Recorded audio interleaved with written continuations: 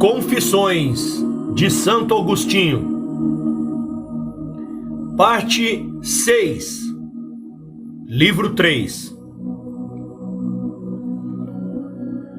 Fui para Cartago, e o estrago dos amores pecaminosos fervilhava por toda a parte do meu corpo. Ainda não amava, mas amava amar.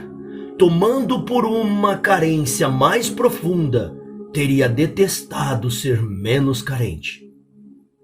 Amando amar, queria algo para amar e odiava a tranquilidade e o caminho sem armadilhas, porque dentro de mim havia fome por falta de comida interior.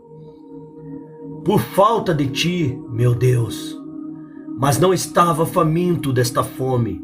Não tinha desejo por alimentos incorruptíveis, não porque estivesse cheio deles, mas porque, quanto mais debilitado, mais me enjoavam. E assim minha alma não passava bem, e se lançava para fora, coberta de úlceras, ávida de se esfolar no mais. Lançava para fora coberta de úlceras, ávida de se esfolar no contato com coisas sensíveis. Mas se ela não tivessem alma, de maneira alguma as amaria. Amar e ser amado me eram mais doces se pudessem gozar do corpo do ser amado. Ainda poluía a fonte do afeto pelas sujeiras da concupiscência e obscurecia a sua limpidez pelo inferno da libido. E, no entanto, com transbordante vaidade, embora feio e desonesto, me dava ares elegantes e urbanos. Precipitei-me no amor, pelo qual queria ser capturado. Meu Deus, minha sabedoria! Com quanto fel aspergiste aquele meu prazer, e com quanta bondade! Porque fui amado, cheguei clandestinamente ao vínculo do gozo, e me enlacei feliz nos desgraçados nós, para então ser percutido pelos ferros em brasa do ciúme, das suspeitas, dos receios, das raivas e das brigas. Arrebatavam-me os espetáculos teatrais, cheios de imagens das minhas misérias e de combustível para minhas chamas. O que faz que o homem queira se afligir assistindo os fatos lutuosos e trágicos, que não desejaria que acontecessem com ele mesmo. E, no entanto, quer se afligir por eles como espectador. É essa a dor, é seu prazer. Não é essa uma extraordinária loucura? Com efeito, tanto mais se comove com tais afeições, quanto menos está a salvo delas. Mas, se ele mesmo as sofre, costuma-se chamá-las misérias. Se as compadece em outros, misericórdia. Mas, enfim, que misericórdia é essa, dirigida de acontecimentos ficcionais e cênicos? De fato, o espectador não é chamado a intervir, mas apenas a sofrer. E quanto mais sofre, tanto mais aprova o amor daquelas imagens. E se há desgraças humanas antigas ou fictícias são representadas sem que o espectador sofra, este sai de lá aborrecido e reclamando. Mas se sofrer, permanece atento e chora gratificado. Logo amamos até as dores. Por certo, todo homem deseja o prazer. Mas será que, embora não queira ser miserável, quer ser misericordioso? E, já que isso não se dá sem dor, ama as dores apenas por essa causa? Isto também brota daquela mesma fonte de afeto. Mas para onde escorre? Onde deságua? Por que se precipita num rio de piche ardente, ebulição espantosa de desejos vergonhosos, nos quais deturpa a si mesmo e abandona a serenidade celeste, desviando e jogado para baixo pelo seu próprio impulso? Devemos então renunciar à misericórdia? De forma alguma. Logo, às vezes as dores devem ser amadas. Mas evita a impuridade, ó minha alma, sob a proteção do meu Deus. Deus dos nossos pais, dignos de louvor e sumamente glorificado por todos os séculos, evita a impuridade. Com efeito, hoje também compadeço, mas naquela época, nos teatros, me comprazia pelos amantes que gozavam um do outro por atos desonestos. Ainda que agissem assim apenas na ficção, na representação cênica, e quando se separavam, eu me entristecia, como por misericórdia. Ambas as situações, porém, me deleitavam. Hoje, ao contrário, me sinto mais pena daquele que goza na desonra do que daquele que às duras penas parece aguentar a privação de um prazer pernicioso e a perda de uma felicidade miserável. Esta certamente é uma misericórdia mais verdadeira, mas nela a dor não agrada. Pois mesmo aprovando, por dever de caridade, aquele que compadece, infeliz, todavia quem é fraternalmente misericordioso preferiria que não houvesse de que compadecer. De fato, se existisse uma benevolência malevolente, o que é impossível, aquele que compadece vera e sinceramente poderia desejar a existência de infelizes para poder compadecê-los. Assim, há dores que devem ser aprovadas, mas nenhuma deve ser amada. Tu, com efeito, Deus, Senhor, que amas as almas, és misericordioso de maneira muito mais pura e incorruptível do que nós, porque não és atingido por nenhuma dor. E quem estaria à altura disso? Mas naquele tempo eu, miserável, amava sofrer e queria que houvesse algo de que sofrer na desgraça alheia, representada ou mimada, onde a atuação dos histriões mais me agradava e me cativava, e com mais força, se me arrancasse lágrimas.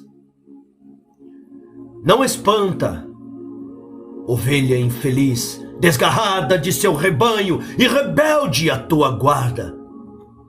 Era devastado por uma ronha nojenta, daí o amor pelas dores. Não para que elas penetrassem mais fundo. Com efeito, não queria sofrê-las, apenas olhar para elas. Mas para que, ao ouvi-las e vê-las representadas, me arranhassem superficialmente. Porém, como as unhas de quem se coça, geravam inflamações, abscessos e hórrida sarna. Assim era minha vida. Mas era vida, meu Deus. Contudo, revoava ao redor, cercando-me de longe, fiel tua misericórdia. Em quantas iniquidades eu me desfazia, abandonando-te por curiosidade sacrílega, decresci até o fundo da infidelidade, cerceado pela obediência enganosa dos demônios, aos quais imolava minhas más ações. Em todas elas, tu me flagelavas. Ousei até negociar a posse de frutos de morte. Nota de rodapé. Romanos 7,5. Pecados em geral. Mas nesse caso, provavelmente, pecados de luxúria. Confere Augustinho Sermão 359b, sobre a obediência. Dubo 2. Fim da nota de rodapé. Frutos de morte entre as paredes de tua igreja, durante a celebração de tuas liturgias. Por isso me golpeaste com grandes penas, mas eram nada incomparadas à minha culpa. Oh, minha grandíssima misericórdia, meu Deus, meu refúgio dos terríveis perseguidores, entre os quais vaguei de cabeça altiva, afastando-me de ti, amando meus caminhos e não os teus, amando uma liberdade de fugitivo. Aqueles estudos que chamam de honrosos incluíam um tirocínio para os contenciosos forenses, para que eu me destacasse neles, sendo tanto mais elogiado quanto mais trapaceasse. Tamanha é a cegueira dos homens que chegam a se vangloriar da cegueira. Já me sobressaía na escola de retórica e soberbamente me alegrava e me enchia de vaidade, embora fosse muito cordato. Senhor, tu sabes, e de todo alheio às desordens praticadas pelos perturbadores. De fato, esse nome sinistro e diabólico era tido como sinal de requinte, entre os quais vivia com o impudico pudor de não ser como eles. Mas vivia como eles, e de vez em quando me deleitava da amizade deles, embora discordasse sempre das suas ações, isto é, das badernas com que agrediam com arrogância a timidez dos inexperientes, aos quais perseguiam com brincadeiras gratuitas, alimentando assim suas diversões maldosas. Nada é mais semelhante à ação dos demônios do que tal comportamento. O que haveria de mais verdadeiro do que chamá-los de perturbadores, se eles são os primeiros a serem perturbados e pervertidos ocultamente por espíritos enganadores, que os seduzem e zombam deles, justamente porque eles gostam de enganar e zombar dos outros. Com eles, numa idade ingênua, estudava os livros de eloquência, desejando me distinguir nela para um fim condenável e inconsistente, pelos prazeres da vaidade humana. Seguindo a ordem dos estudos, cheguei ao livro de certo Cícero, de quem quase todos adultos admiravam a elocução, mas não igualmente o espírito. Aquele livro dele, chamado Hortensius, contém uma exortação à filosofia. E aquele livro mudou meus sentimentos e me voltou para ti, Senhor. Mudou minhas preces e gerou em mim propósitos e desejos diferentes. De repente, toda a esperança vã me pareceu desprezível e passei a ansiar pela imortalidade da sabedoria com um incrível ardor de coração. Começava a me levantar para voltar a ti. Não era para o refinamento da língua, que aparentemente estava adquirindo graças à ajuda financeira de minha mãe, pois estava no 19º ano de idade e meu pai morrera havia 2 anos.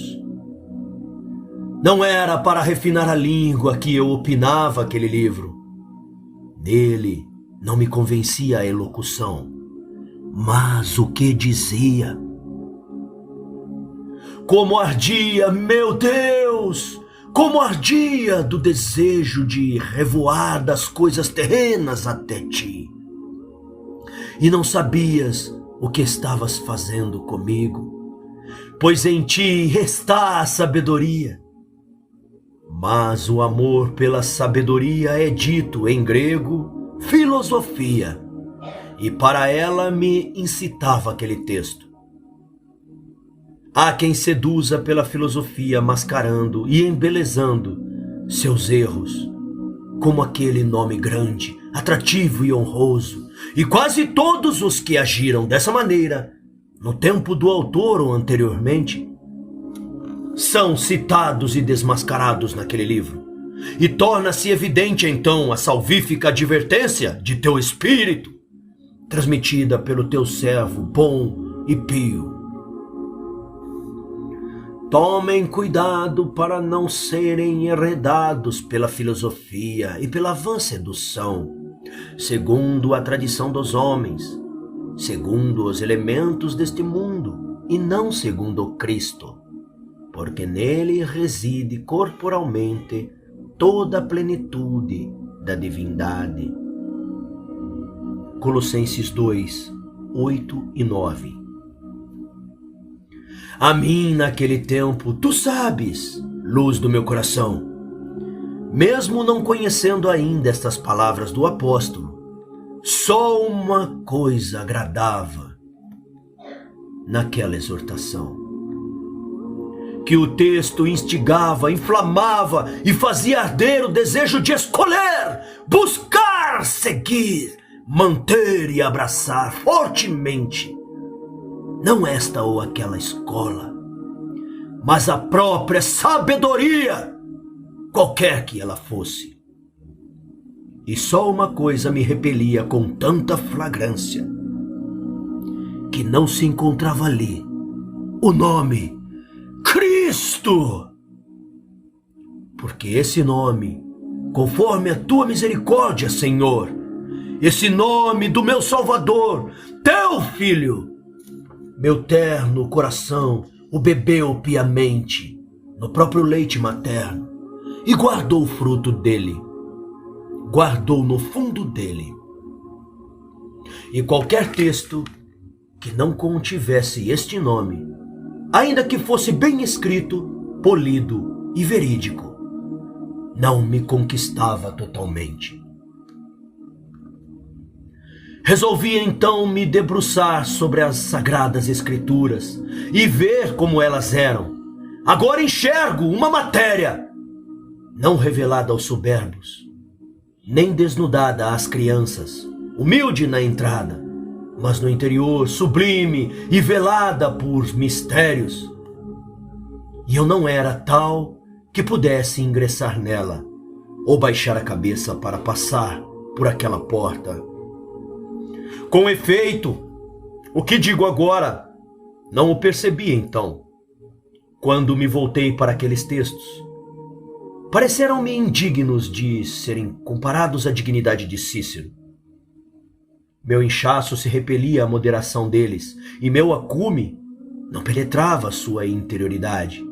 Eles eram assim para crescer juntamente com os pequenos, mas eu não me dignava ser pequeno. Cheio de presunção, me julgava grande. Assim caí nas mãos dos homens delirantes de soberba, demasiado carnais e loquazes, cujas bocas estavam os laços do demônio, e um visco feito da mistura das sílabas do teu nome e do nome do Senhor Jesus Cristo, e do nosso Consolador Paracleto, o Espírito Santo. Esses nomes nunca abandonavam a boca deles, mas apenas pelo som e pelo estrépito da língua.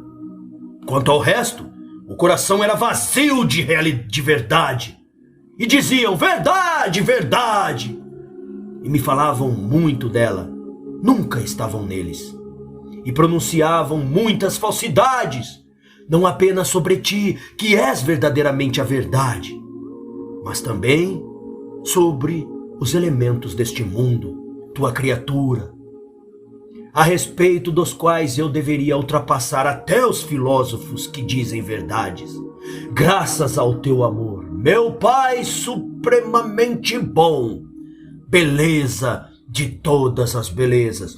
Oh, verdade, verdade, quão intimamente! Mesmo então as medulas de minha alma suspiram por ti. Quando eles repetida e frequentemente fazia ressoar teu nome diante de mim, mas apenas na voz e em livros numerosos e enormes.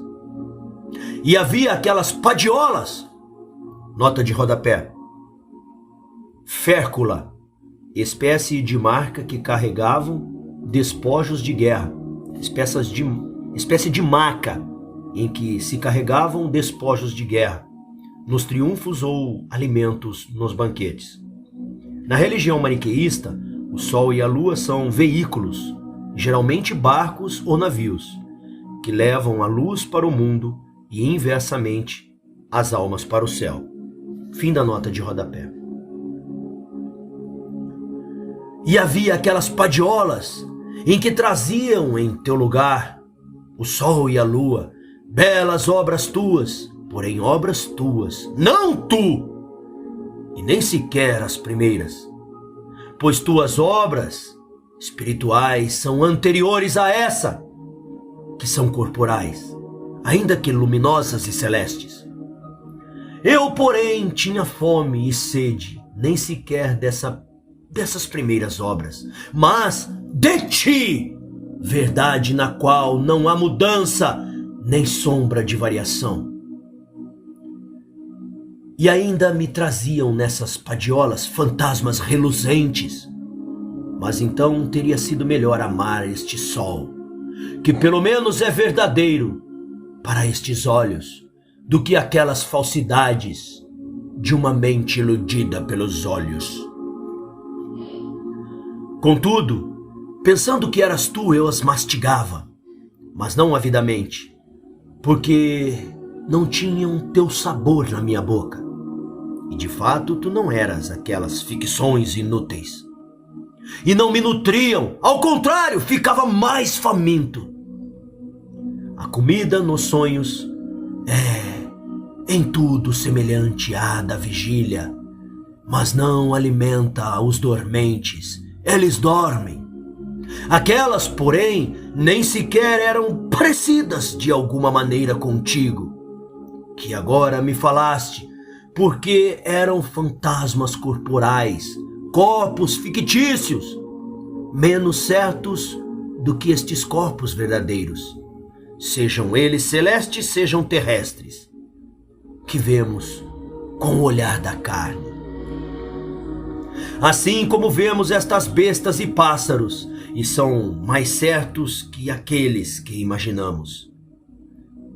E por sua vez estes são mais certos quando imaginamos do que outros, maiores e famintos, que conjeturamos a partir deles, mas que nunca existiram. Dessas vacuidades eu me alimentava então, e não me alimentava. Mas tu, meu amor, em que me enfraqueço para me tornar mais forte, não és nem estes corpos que vemos, ainda que no céu, nem aqueles que não vemos, porque estes tu criastes, e nem os tem como tuas criações supremas. Quão longe, portanto, está daqueles meus fantasmas, fantasmas de corpos que absolutamente não existem. Quão mais certas são as imagens dos corpos das coisas que existem. E ainda mais certos estes corpos aqui, que todavia não são tu. Nem a alma o é, que é a vida dos corpos. E por isso, como a vida dos corpos é melhor e mais certa do que os corpos. Tu, porém, é vida, é a vida das almas e a vida das vidas, vivente por ti e não mudas. Vida da minha vida. Onde estava então para mim, quão longe? Peregrinava longe de ti e era excluído até das bolotas dos porcos que nutria de bolotas. De fato, como eram melhores as fábulas dos gramáticos e dos poetas frente essas fraudes. Porque os versos e o poema e o voo de Medeia eram mais proveitosos, certamente, do que os 5 elementos variamente disfarçados para se adaptar aos 5 antros das trevas, que não são absolutamente nada e matam quem crê neles. Nota de rodapé. Segundo a cosmologia maniqueísta, o reino do mal era dividido em 5 regiões: as trevas, da lama, dos ventos, do fogo e da fumaça. Confere Agostinho contra a epístola de Mani dita do Fundamento. R8. Fim da nota de rodapé. Com efeito, sei transformar o verso e o poema em alimentos verdadeiros, ainda que declamasse o voo de Medeia. Não o afirmava, e ainda que o ouvisse declamar, não acreditava nele. Mas naquelas coisas eu acreditei. Ai, ai, por que esses degraus desci nas profundezas do espírito do inferno? Por certo, angustiando-me e ardendo pela falta de verdade? Porque te procurava, meu Deus. Confesso a ti que tiveste piedade de mim, até quando ainda não confessava. Te procurava não seguindo a inteligência da mente, pela qual quiseste que eu fosse superior às bestas, mas segundo os sentidos da carne. Tu, porém, eras mais interior do que meu íntimo e mais alto do que o meu cume. Esbarrei naquela mulher temerária, desprovida de juízo, alegoria de Salomão, sentada numa cadeira fora de casa, que diz: comam à vontade os pães escondidos e bebam a doce água roubada. Ela me seduziu, porque me encontrou fora de casa, morando nos olhos da minha carne, mastigando dentro de mim aquilo que engolia por meio deles. Com efeito, desconhecia outra realidade, o que é verdadeiramente, e era impelido, como por aguilhões, a concordar com meus insensatos enganadores quando me perguntavam de onde vinha o mal, se Deus era contido numa forma corporal ou se tinha cabelos e unhas, e ainda se poderia ser considerado justos homens que tinham várias mulheres, matavam homens e sacrificavam animais. Sendo ignorante, esses argumentos me confundiam e acreditava avançar rumo à verdade enquanto me afastava dela, porque não sabia que o mal não é senão a privação do bem, até o limite do total não ser. E onde poderia ver isso se meus olhos viam apenas corpos e minha mente apenas fantasias? Não sabia que Deus é espírito, não algo cujos membros se estendam em alturas ou larguras, nem algo que tenha uma massa, porque massa é menor na parte do que no todo. E se for infinita, é menor numa parte de extensão determinada do que no infinito. E não está inteira em toda parte, como o Espírito, como Deus. E ignorava totalmente o que está em nós, segundo o qual somos, e somos definidos com razão nas Escrituras, imagem de Deus. E não conhecia a verdadeira justiça interior, que não julga segundo o costume, mas segundo a lei justíssima de Deus onipotente, à qual devem se conformar os hábitos morais dos diferentes países e épocas, de acordo com o país e a época, enquanto ela permanece sempre e em todo lugar, e não muda em lugares e tempos diferentes. De acordo com ela, eram justos Abraão, Isaque, Jacó, Moisés, Davi e todos aqueles que são louvados pela palavra de Deus. Mas eles são considerados injustos pelos ignorantes, que julgam segundo o tempo humano e medem os hábitos universais do gênero humano segundo o particular de seus hábitos. Como se alguém inexperiente em armaduras, que se adaptam cada uma e a um membro do corpo, quisesse colocar uma caneleira na cabeça e calçar um capacete, e reclamasse que eles não se ajustam. Ou se num dia em que foi proclamado um feriado à tarde, alguém se incomodasse porque não lhe é permitido manter seu comércio, enquanto de manhã lhe era permitido.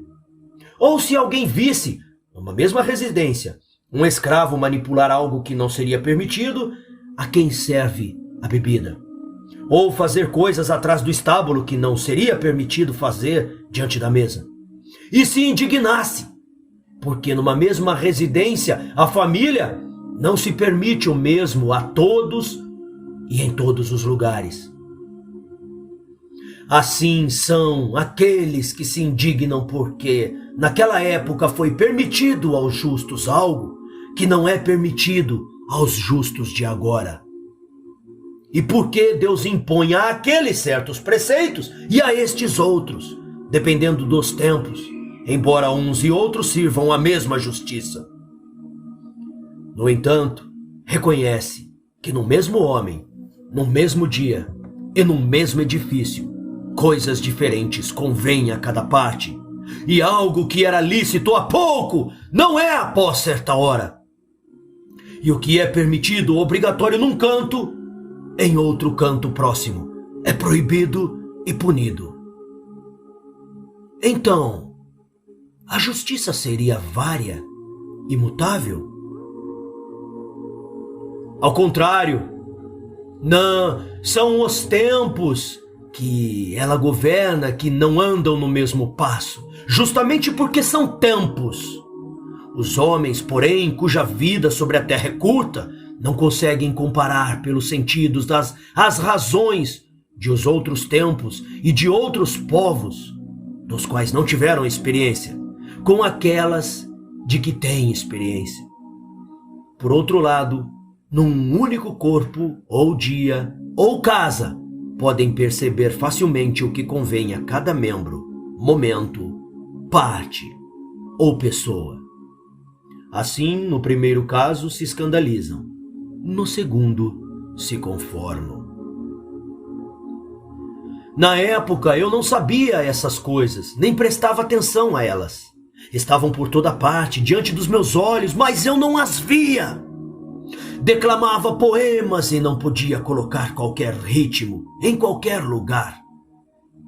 Mas em tal metro, um tipo, em outro, outro tipo.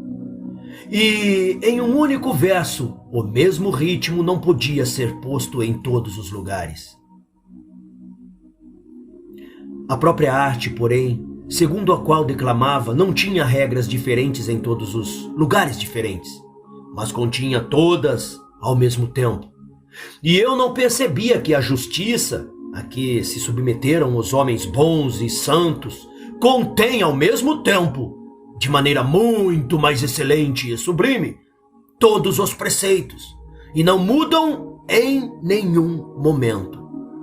Muito embora não prescreva todos eles ao mesmo tempo, mas os distribuía segundo o que é adequado a cada época. E eu, cego, criticava os santos patriarcas, que não apenas agiram no presente segundo o que Deus ordenava e inspirava, mas também anunciaram o futuro segundo o que Deus revelava. Por acaso poderia ser injusto em algum lugar ou momento, amar a Deus de todo o coração, toda a alma e toda a mente, e ao próximo como a ti mesmo? Por isso, os atos ilícitos que são contra a natureza, como os que cometeram os sodomitas, devem ser detestados e punidos sempre. Mesmo que todo mundo os cometesse, seria igualmente crimes pela lei divina, que não fez os homens para que usassem um dos outros daquela forma.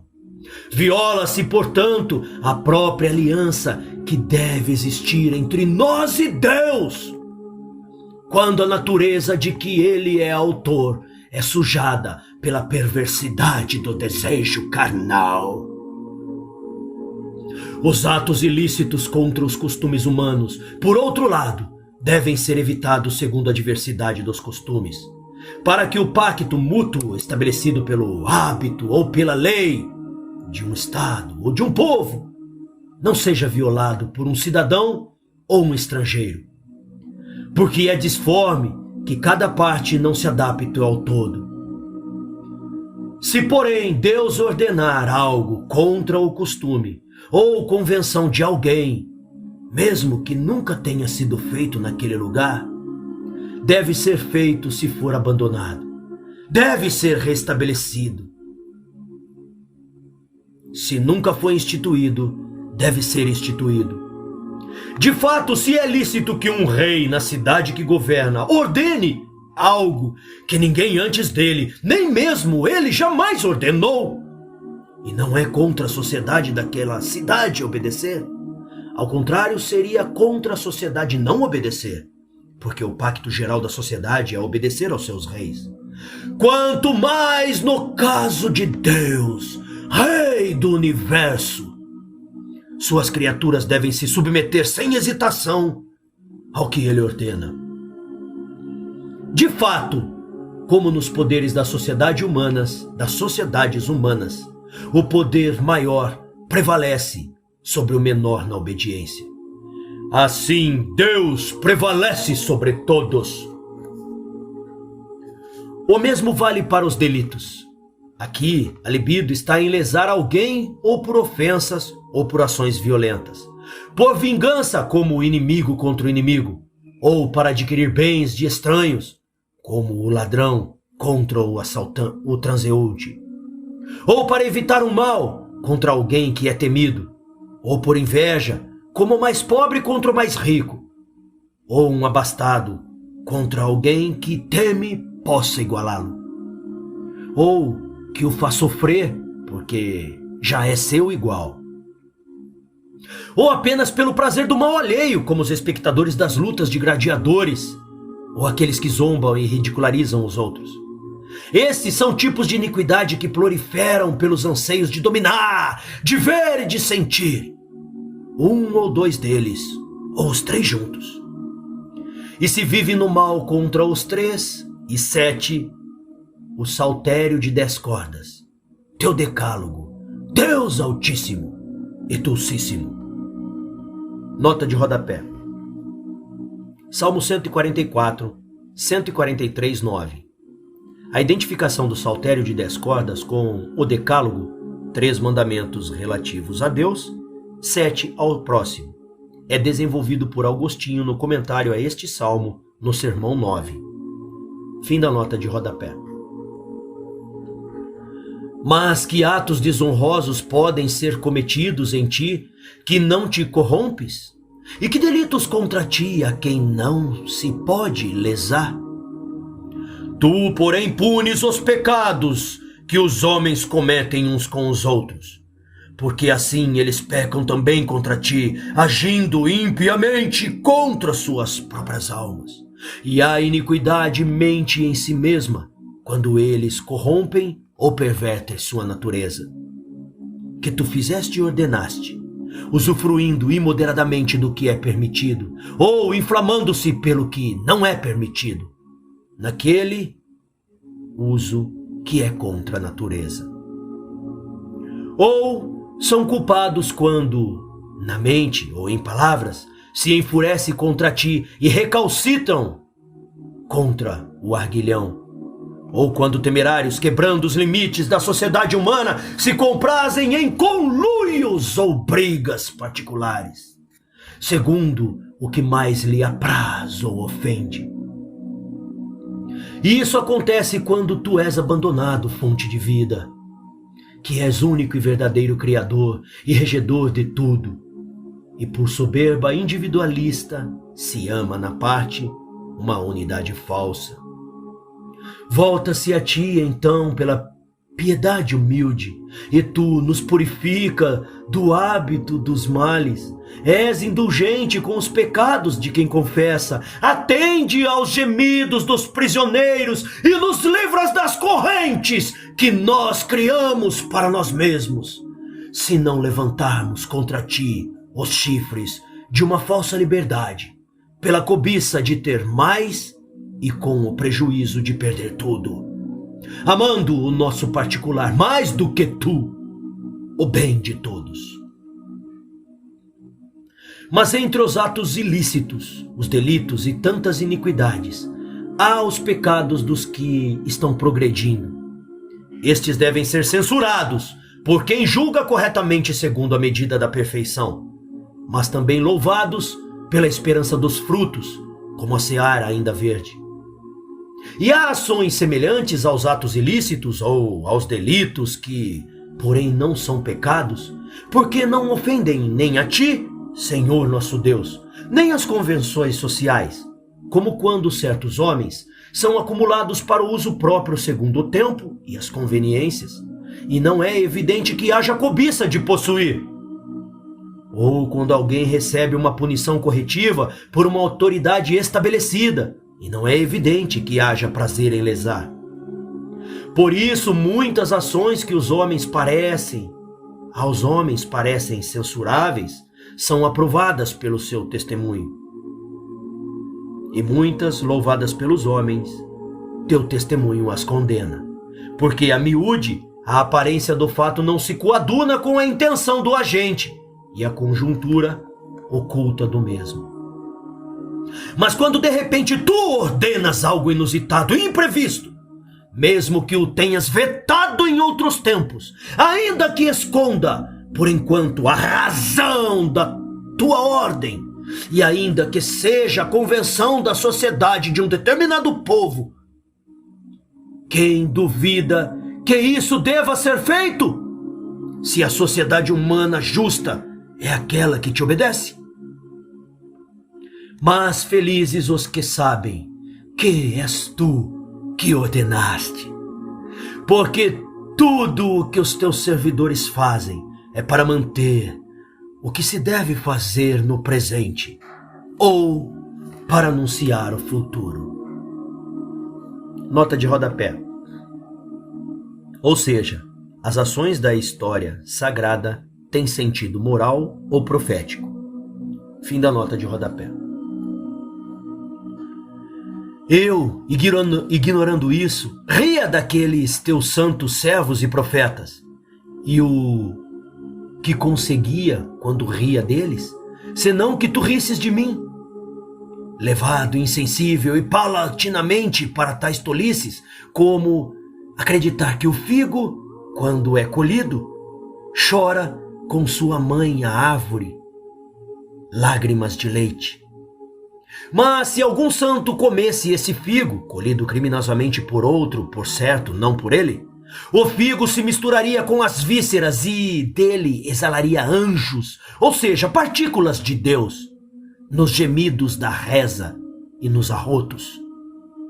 E as partículas do supremo e verdadeiro Deus ficariam presas naquele fruto se os dentes e o estômago dos santos eleitos não as livrassem. E eu, miserável, acreditei que devíamos ter mais misericórdia dos frutos da terra do que dos homens, para os quais os frutos nasceram.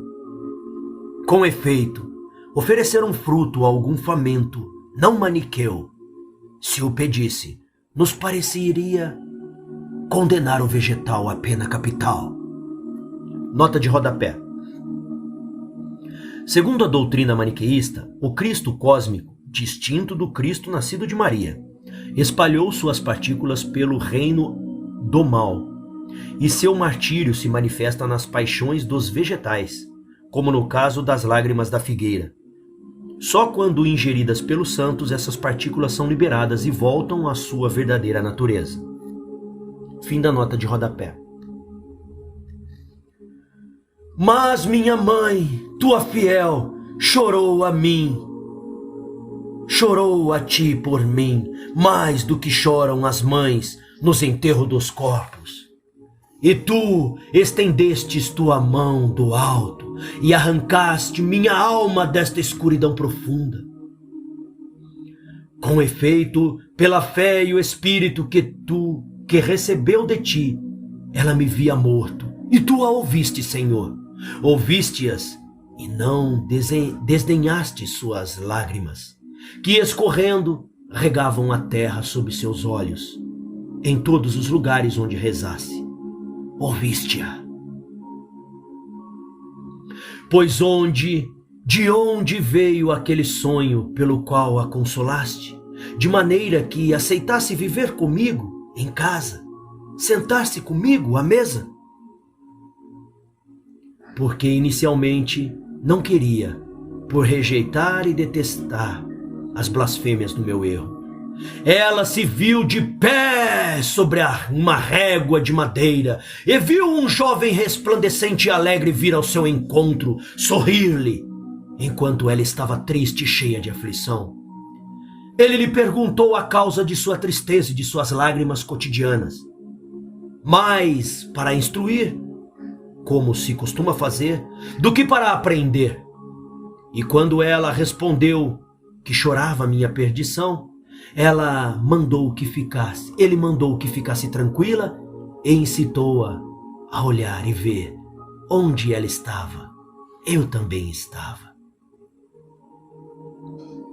Ela então olhou e me viu ao lado dela, de pé, sobre a mesma régua.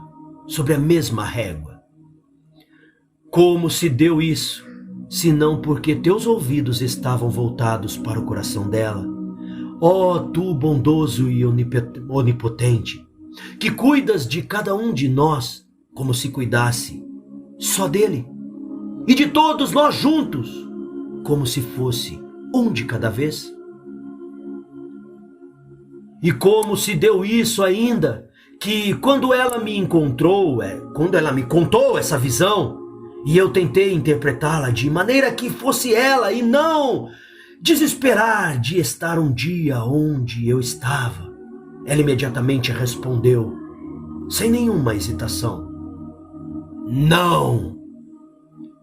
Não me disse, onde ele está, tu também estás, mas onde tu estás, ele também?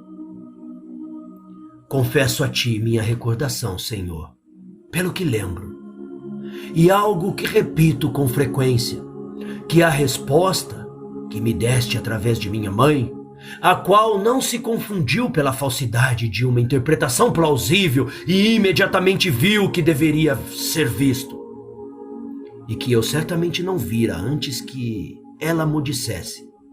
Aquela resposta me impressionou mais que o próprio sonho, no qual foi predita com tanta antecipação a pia mulher, para a consolação da preocupação então presente, uma felicidade que deveria acontecer muito mais tarde.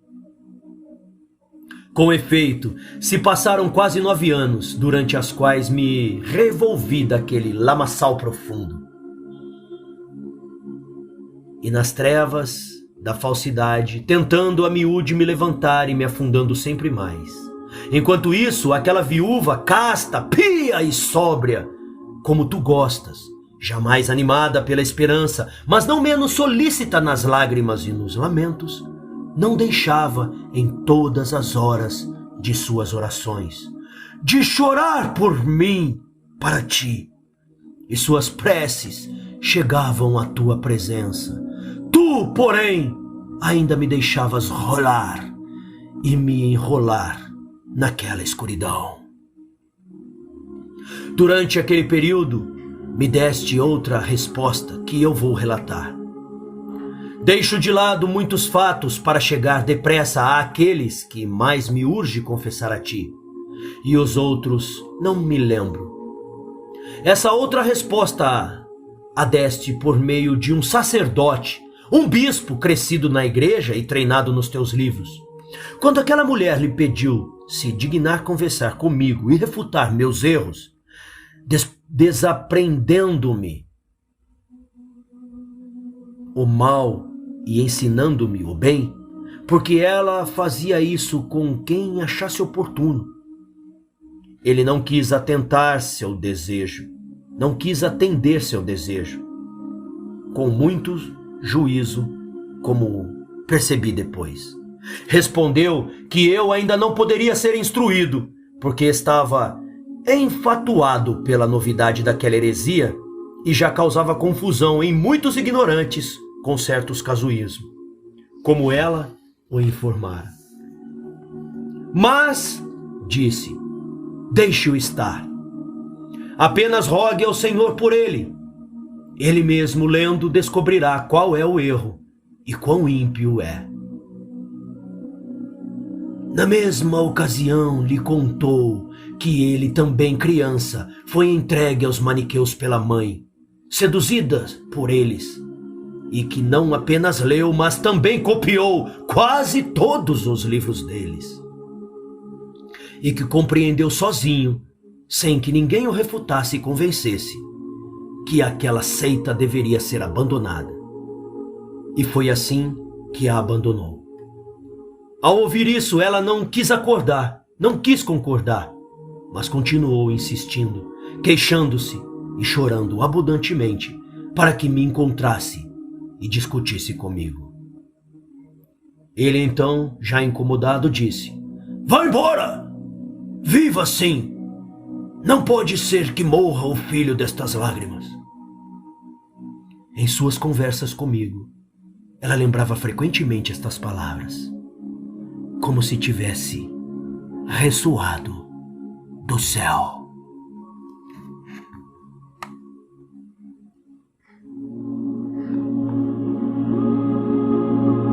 Fim do livro 3.